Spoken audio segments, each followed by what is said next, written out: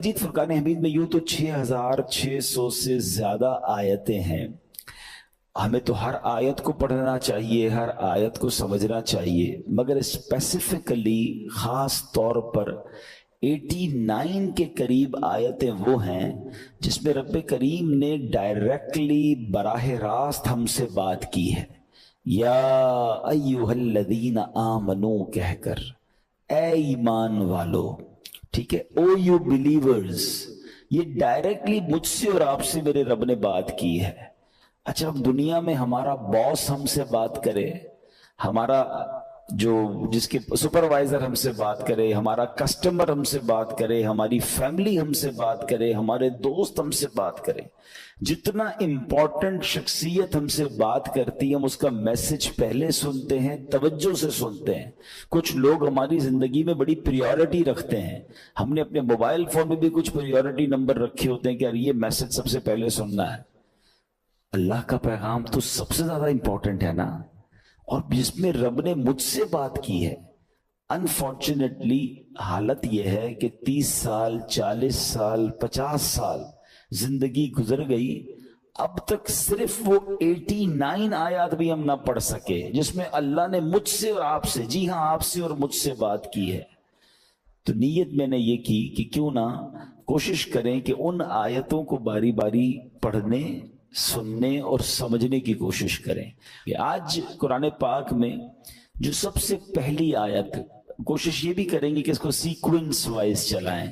تو سورہ بقرہ کی آیت نمبر ہے 104، پارہ نمبر 1 ہے، اور یہ پہلی آیت ہے جس میں اللہ کریم نے ڈائریکٹلی ایمان والوں سے خطاب فرمایا. اور سبحان اللہ، اس پہلی آیت میں ہی مقام رسول بتایا جا رہا ہے، اس پہلی آیت میں ہی گویا عشق رسول کا انداز بتایا جا رہا ہے. تو گویا اس سے بھی پتہ چلتا ہے کہ سرکار دو عالم علیہ السلام کی اہمیت اور آپ کا مرتبہ رب کے نزدیک کیا ہے، کہ پہلی بار قرآن کی سیکوینس کے لحاظ سے مومنوں سے بات کی جا رہی ہے، اور وہ پہلی آیت جو قرآن میں آتی ہے وہ نبی پاک کی شان، آپ کا مرتبہ، آپ کا مقام بتاتی ہے.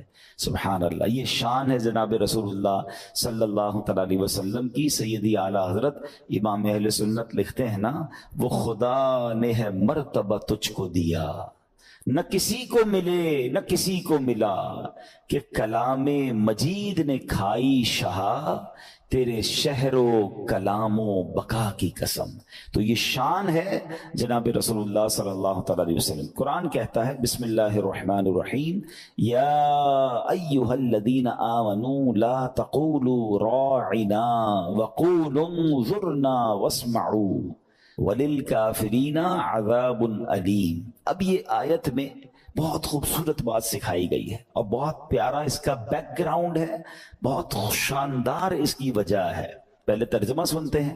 اے ایمان والو، راعنا نہ کہو، اور یوں عرض کرو کہ حضور ہم پر نظر رکھیں، اور پہلے ہی سے بغور سنو، اور کافروں کے لیے دردناک عذاب ہے. اچھا، اب یہ بات کیا ہے، راعنا کیا ہے اور کیا کہا گیا تھا؟ ایکچولی معاملہ یہ تھا کہ جب نبی پاک علیہ السلام ابتدائے اسلام میں صحابہ کرام کو دین کی باتیں بتاتے، احکام اسلام بتاتے، تو اب ہمارے یہاں تو الحمدللہ ہم اسلامی ملک میں رہتے ہیں، ہمارے آس پاس بھی سارے مسلمان ہیں. پہلے تو ایسا نہیں ہوتا تھا، تھوڑے سے مسلمان ہوتے تھے تو یہودی اور غیر مسلم بھی آس پاس ہی گھوم رہے ہوتے تھے، وہ بھی آ کے بیٹھ جاتے تھے.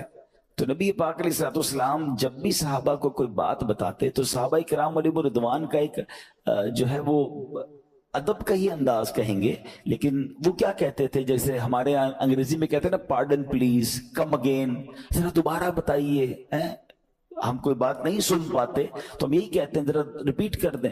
تو وہ کہتے تھے راعنا یا رسول اللہ. یوں دیکھا جائے تو اچھا لفظ لگ رہا ہے کہ حضور رعایت فرمائیے، ہماری رعایت فرمائیں، پلیز اس کو ریپیٹ کر دیں.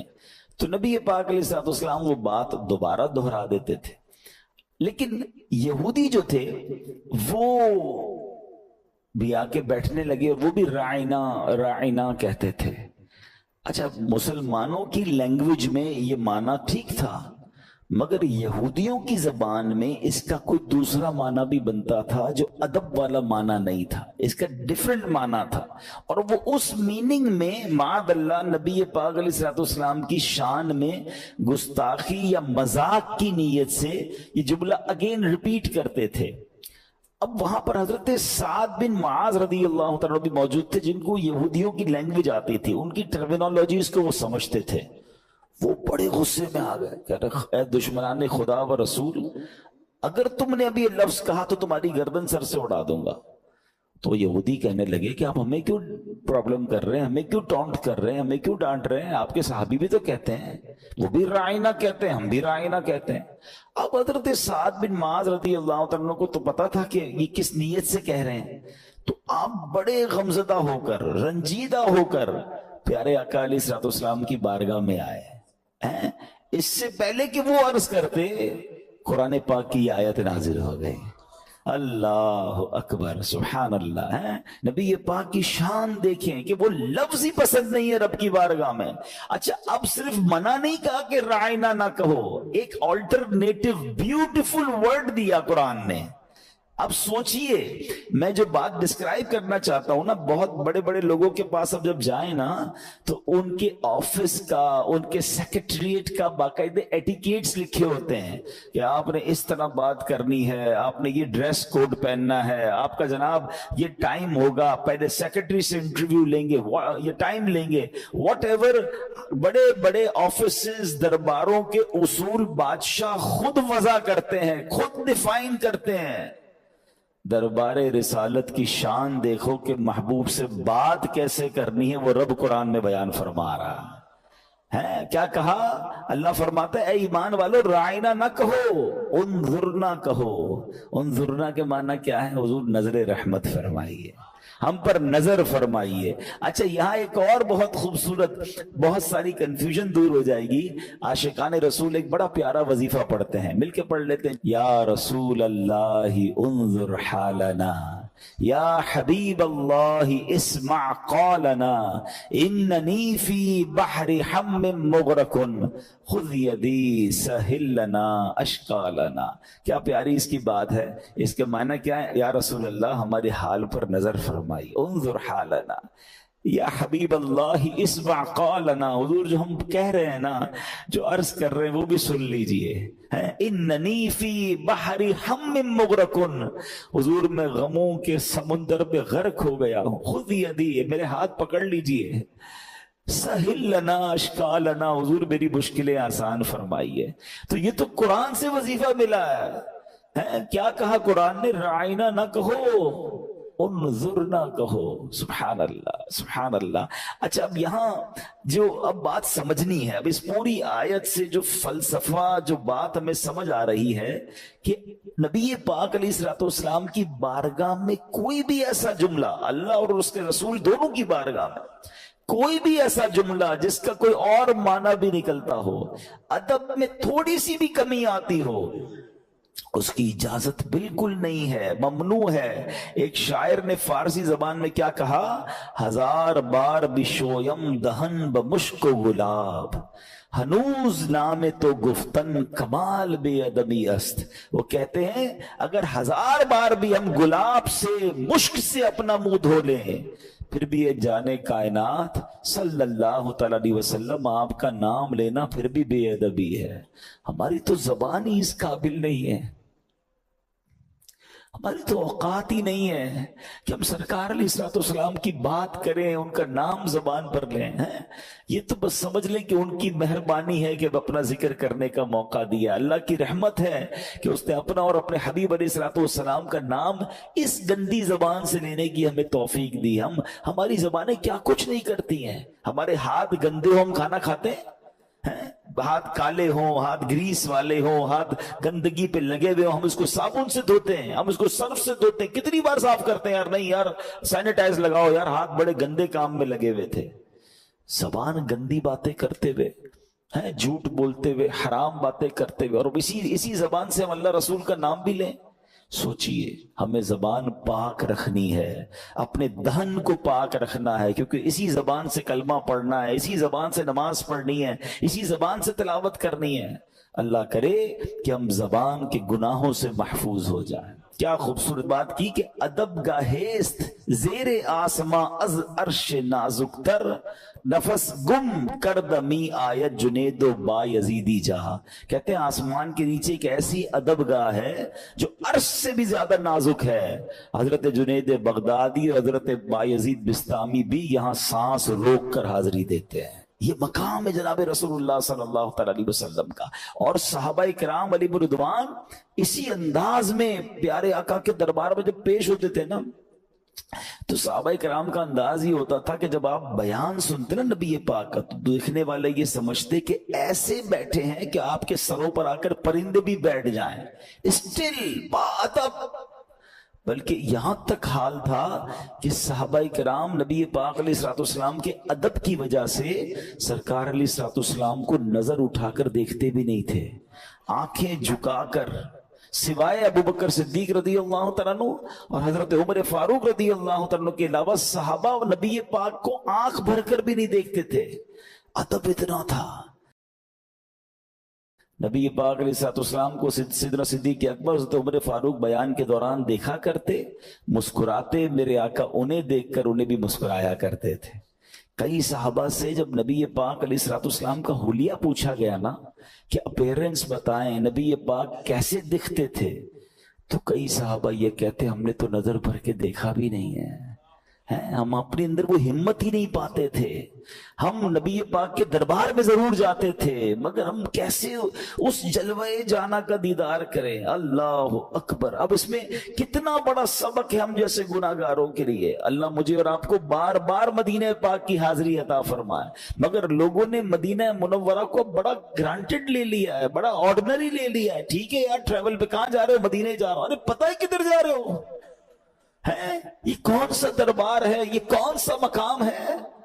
شاعر کہتے ہیں جیسے جی چاہے جہاں میں گھوم پھر، پر یہ مدینہ ہے یہاں آہستہ چل، قدسیوں کے درمیان آہستہ چل۔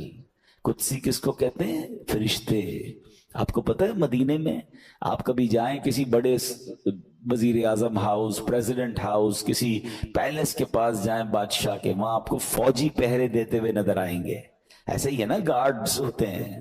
آپ کو پتہ ہے مدینے کے راستوں پر کون پہرا دیتا ہے؟ حدیث پاک میں آتا ہے کہ مدینے کی گلیوں پر فرشتے پہرا دیتے ہیں۔ میں ادھر جا رہا ہوں، ان گلیوں میں جا رہا ہوں، میری اوقات ہے۔ ہمیں احساس تو ہونا چاہیے ہمیں کتنی بڑی پر مہربانی ہوتی ہے جب ہم مدینے جاتے ہیں۔ نبی پاک علیہ السلام کی احادیث سے ہمیں یہ مضمون ملتا ہے کہ بارگاہ رسالت میں 70,000 فرشتے صبح حاضری دیتے ہیں، 70,000 فرشتے شام حاضری دیتے ہیں، اور جس کی زندگی میں ایک بار حاضری ہو جائے نا، پھر پوری زندگی اس کو حاضری کا موقع نہیں ملتا۔ once in a lifetime approximately 12 hours۔ اب ذرا غور کیجئے گا، اس میں بہت ساری باتیں سیکھنے کی ہے صرف ایک حدیث میں۔ اب ذرا مجھے بتاؤ کہ اللہ کے فرشتے کتنے ہیں؟ پھر کبھی آپ نے کیلکولیٹ کریں، کیلکولیٹر اٹھائیے گا، صبح 70,000، شام 70,000، ٹوٹل کتنے ہو گئے؟ 1,40,000۔ ایک دن میں 1,40,000 فرشتے، اور یہ کب سے جاری ہے سلسلہ؟ From last more than 1400 years۔ 1400 سالوں سے سلسلہ جاری ہے، 1450 سالوں سے، اور روز 1,40,000 فرشتے حاضری دے رہے ہیں۔ اب کیلکولیٹ کر کے دیکھیے گا، ایک سال میں کتنے ہوئے، 100 سال میں کتنے ہوئے، 1400 سال۔ آپ کا کیلکولیٹر جواب دے جائے گا، اور قیامت تک یہ سلسلہ جاری رہے گا۔ تو سیکھنے کو پتہ کیا مل رہا ہے؟ فرشتے ہیں کتنے ہیں؟ علماء کہتے ہیں، حدیثوں میں بھی یہ مضمون موجود ہے کہ اللہ کے فرشتوں کی تعداد اللہ کے سوا کوئی نہیں جانتا۔ اتنے اللہ کے لشکر ہیں، اللہ کے فرشتے ہیں، اللہ کی مخلوقات ہیں۔ اچھا، جب اب اتنے فرشتے ہیں، ان کی ڈیوٹی کیا ہے؟ ان کا کام کیا ہے؟ اب پڑھو قرآن، ان اللہ و ملائکتہ یصلون علی النبی۔ ہم ایمان والوں والی آیت پڑھ رہے ہیں نا، یہ آیت آئے گی ہمارے انشاءاللہ اگلے کسی بیان میں، لیکن آج پھر آ گئی ہے، یا ایھا الذین آمنوا صلوا علیہ وسلموا تسلیما. درود پاک پڑھ لے. اللہم صلی علی سیدنا و مولانا محمد عدد ما فی علم اللہ صلاۃ دائمۃ بدوام ملک اللہ. تو اس آیت میں کیا کہا گیا ہے؟ ان اللہ و ملائکتہ یصلون علی النبی، بے شک اللہ اور اس کے فرشتے اس غیب بتانے والے نبی پر درود پڑھتے ہیں. اے ایمان والو تم بھی ان پر خوب درود و سلام بھیجو. تو دو باتیں ہیں، یہ نہیں کہا کہ کچھ فرشتے درود پڑھتے ہیں، پرٹیکولر اسپیسیفک درود پڑھتے ہیں، نہیں، سارے فرشتے درود پڑھ رہے ہیں. اور یصلون، یہ جو عربی کا لفظ ہے نا، اس کو جو عربی کی گرامر تھوڑی سی جانتے ہیں، یہ لفظ لایا جاتا ہے کنٹینیو ورب پر، کنٹینیو ہونے والے کام پر، یہ مسلسل ہونے والا فعل ہے. یہ نہیں کہا کہ اللہ اور اس کے فرشتوں نے ایک بار درود پڑھ دیا اب اے ایمان والو تم درود پڑھو، نہیں، اللہ اور اس کے فرشتے گویا مسلسل نبی پاک پر درود بھیج رہے ہیں.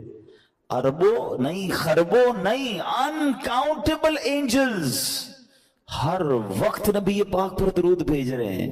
تو مجھے بتاؤ میرے آقا کی شان کیا ہوگی، مرتبہ کیا ہوگا، اور کتنے درود روز پہنچ رہے ہیں. تو میرے اور آپ کے درود کی ان کو حاجت نہیں ہے. یہ تو ہمیں جو ہے نا، ہماری میمنی میں ایک جملہ کہتے ہیں، کسی غریب کو کوئی کام کرواؤ نا، کہتے ہیں اس کو کھٹا دو، یار اس کو بھی کوئی چانس دے دو. ایکچولی مجھے اور آپ کو چانس دیا گیا ہے کہ اللہ اور اس کے فرشتے درود بھیج رہے ہیں، مومنوں تم بھی پڑھ لو، تمہارا بھی کام بن جائے گا، تمہاری بھی جولی بھر دی جائے گی. تو اتنے فرشتے بارگاہ رسالت میں حاضری دیتے ہیں. اب ایک بڑا امیزنگ کوسچن بھی پیدا ہوتا ہے کہ جناب یہ زندگی میں ایک بار کیوں موقع ملتا ہے ان فرشتوں کو؟ اللہ کے فرشتے تو نیکیاں ہی کرتے ہیں، معصوم ہیں، گناہ بھی نہیں کرتے. تو بڑا خوبصورت اس پورے سسٹم کو اعلیٰ حضرت نے، امام اہل سنت مولانا شاہ امام احمد رضا خان، ان کو پڑھا کریں، ان کو انڈرسٹینڈ کریں. اعلیٰ حضرت کو ایسی دنیا نہیں مانتی. آپ بلیف کریں، صرف ان کی شاعری سمجھ آ جائے نا، فتوے تو بہت دور کی بات ہے، تو اندازہ ہوتا ہے کہ قرآن و حدیث پر کیسی گہری نظر تھی اور کیا عشق رسول کی بات کرتے ہیں. آپ نے یہ فلسفہ پورا بیان کیا. آپ فرماتے ہیں 70,000 صبح ہیں 70,000 شام، یوں بندگی زلف رخ 8 پہر کی ہے. آپ کہتے ہیں 70,000 صبح آتے ہیں، 70,000 بعد شام کو آتے ہیں، ان کی ڈیوٹیاں ہیں. یہ فرماتے ہیں یہ بدلیاں نہ ہو تو کروڑوں کی آس جائے، کیونکہ یہ بارگاہ مرحمت عام تر کی ہے. کہتے ہیں اگر یہ بدلیاں نہ ہوتی نا، بار بار آنے دیا جاتا فرشتوں کو، یا 12 گھنٹے سے زیادہ رکنا دیا جاتا، تو چونکہ فرشتے تو خربوں بچ جاتے. سب کو آنا ہے دربار رسالت میں، میرے آقا تو سب کے آقا ہے نا، تو اس لیے سب کی ڈیوٹی باندھ دی گئی تاکہ قیامت تک سارے فرشتوں کی باری آ جائے. ہیں لیکن اعلیٰ حضرت نے ایک بڑی کمال کی بات کی کہ فرشتے تو معصوم ہیں، گناہ بھی نہیں کرتے، ان کو زندگی میں ایک بار باری، اور ہم جیسے گناہ گاروں کو بار بار بلایا جاتا ہے، اور جتنے دن رہیں مہربانی کی جاتی ہے. تو فرماتے ہیں معصوموں کو تو عمر میں صرف ایک باری ملتی ہے. معصوم ہے نا، معصوموں کو تو عمر میں صرف ایک بار آسی پڑے رہیں تو صلاح عمر بھر کی ہے. ہم جیسے گناہگار اگر چاہیں مدینے میں ساری زندگی گزارے تو آقا کی طرف سے منع نہیں ہے، ہم ہی چھوڑ کے آ جاتے ہیں مدینہ. تو بہرحال یہ وہ دربار ہے، اس کی اہمیت دل میں ہونی چاہیے. مدینہ پاک جانے کی تڑپ بھی دل میں پیدا کریں، وہاں کے لیے دعائیں بھی کریں. سبحان اللہ. اور یہ میں نہیں کہہ رہا، اللہ کے حبیب علیہ الصلوۃ والسلام ہمیں بلا رہے ہیں. آپ فرماتے ہیں من زار قبری وجبت لہ شفاعتی، جس نے میرے روضے کی زیارت کی اس پر میری شفاعت واجب ہو گئی. ہم جیسے گناہ گاروں کو گویا شفاعت کا وعدہ دیا جا رہا ہے، اور مدینے نہ جائیں تو کہاں جائیں؟ ان کے در سے دور رہ کر کیا جئیں ہم کیا مریں، آہ ایسی موت ایسی زندگی اچھی نہیں. یہاں جو میں بات کرنا چاہ رہا ہوں کہ دربار رسالت کے آداب یہ قرآن بیان کر رہا ہے. ایک اور جگہ پیارے آقا سے بات کیسے کرنی ہے، آپ کو پکارنا کیسے ہے، یہ بھی قرآن بیان کر رہا ہے. ارشاد فرمایا لا تجعلوا دعاء الرسول بینکم کا دعاء بعضکم بعضا. فرمایا اے لوگو، رسول کو پکارنے میں آپس میں ایسا نہ بنا لو جیسے تم میں سے کوئی دوسرے کو پکارتا ہے. آج جب ایک دوسرے کو نارمل انداز میں پکارتے ہیں نا، مگر بارگاہ رسالت میں یہ انداز نہیں ہوگا. ہاں اللہ اکبر. نبی پاک علیہ الصلوۃ والسلام کو پکارنا ہے تو با ادب انداز سے پکارنا ہے. یا رسول اللہ، یا نبی اللہ، یا حبیب اللہ، یا امام المرسلین، یا رسول رب العالمین، یا خاتم النبیین. نبی پاک کو بہترین القاب کے ساتھ پکارنا ہے. نبی پاک علیہ الصلوۃ والسلام کو نام کے ساتھ نہیں. جب رب عز و جل نے قرآن میں یا ایوہ النبی کہہ کر، یا ایوہ المدثر، نبی پاک علیہ الصلوۃ والسلام کو کن خوبصورت ناموں سے پکارا گیا ہے. باقی سارے نبیوں کو نام سے پکارا گیا، مگر جب رسول پاک علیہ الصلوۃ والسلام کی باری آتی ہے تو قرآن بھی سبحان اللہ کیا خوبصورت انداز میں اپنے حبیب کا ذکر کر رہا ہے. کہیں رحمت للعالمین کہا جا رہا ہے، کہیں خاتم النبیین کہا جا رہا ہے، کہیں طٰہٰ کہا جا رہا ہے، کہیں یاسین کہا جا رہا ہے. ذرا سوچئے، کہیں شاہد کہا جا رہا ہے، کہیں نذیر کہا جا رہا ہے. نبی پاک علیہ الصلوۃ والسلام کے کتنے نام قرآن میں جو ہے وہ رب نے بیان. جب نبی پاک علیہ الصلوۃ والسلام کی بات کریں گے نا تو بی کیئرفل. ہاں یہ بڑے ادب کا مقام ہے. تھوڑی سی بھی بے ادبی ایمان کو ضائع کر سکتی ہے. اسی آیت کا جو لاسٹ پارٹ تھا نا، کہ جن کو کہا گیا کہ رائنا نہ کہو بلکہ انظر نہ کہو، وہاں کافروں کا عذاب بھی بیان کر دیا قرآن نے. فرمایا وَلِلْكَافِرِينَ عَذَابٌ عَلِيمٌ، اور کافروں کے لیے دردناک عذاب ہے. اچھا، اس سے پہلے بڑی خوبصورت بات ہوئی. کیا فرمایا؟ وَقُولُ انظُرْنَا وَاسْمَعُوا. فرمایا پہلے ہی بغور سنو نا. میرے حبیب کو بار بار ریپیٹ کیوں کرنا پڑے؟ آئے ہائے، آپ پیار دیکھ رہے ہیں، محبت دیکھ رہے ہیں. پہلے تو بتایا کہ لفظ کون سا یوز کرنا ہے، انظرنا یوز کرنا ہے، رائنا نہیں کرنا. مگر یہ بھی کہا کہ پہلے ہی غور سے سن لو نا. پتہ نہیں کون بات کر رہے ہیں، کن کا خطاب ہو رہا ہے.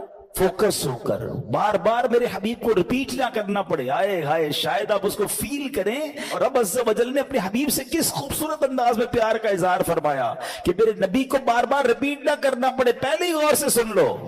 اور پھر جو آگے آیت کا جز ہے وَلِلْكَافِرِينَ عَذَابٌ عَلِيمٌ، یہ بتا رہا ہے کہ جو گستاخ ہوگا نا، جس کے دل میں معاذ اللہ نبی پاک کے بارے میں مائنس پوائنٹ ہے، پھر وہ دردناک عذاب کے لیے تیار ہو جائے. پھر بربادی اس کا مقدر ہے. بے شک اللہ اللہ کرتا رہے، دل میں عشق رسول نہیں ہے تو پھر وہ رب کا نام لینا بھی کام نہیں آئے گا. اللہ کی سرتاب قدم شان ہے یہ. انسان نہیں انسان، وہ انسان ہے یہ. قرآن تو ایمان بتاتا ہے انہیں، اور ایمان یہ کہتا ہے میری جان ہے. یہ میرے آقا ایمان کی جان ہیں. ان کے بارے میں کسی قسم کی ایک ذرہ برابر بھی، پیارے آقا تو دور کی بات، آپ علیہ الصلوۃ والسلام سے نسبت رکھنے والی کسی چیز کی بھی بے ادبی ایمان سے خارج کر دیتی ہے. نبی پاک کے منہ مبارک، نبی پاک کی آل مبارک، نبی پاک کے صحابہ اور اہل بیت، سب کا ہمیں ادب کرنا ہے. جس چیز کی نسبت نبی پاک سے ہو جائے وہ ہمارے سر کا تاج ہے. ادب اسی کو کہتے ہیں. پیارے آقا کے شہر کی تعظیم، آپ کی شہر کی گلیوں کی تعظیم، یہاں تک کہ مدینہ مبارک کی اشیاء کی تعظیم.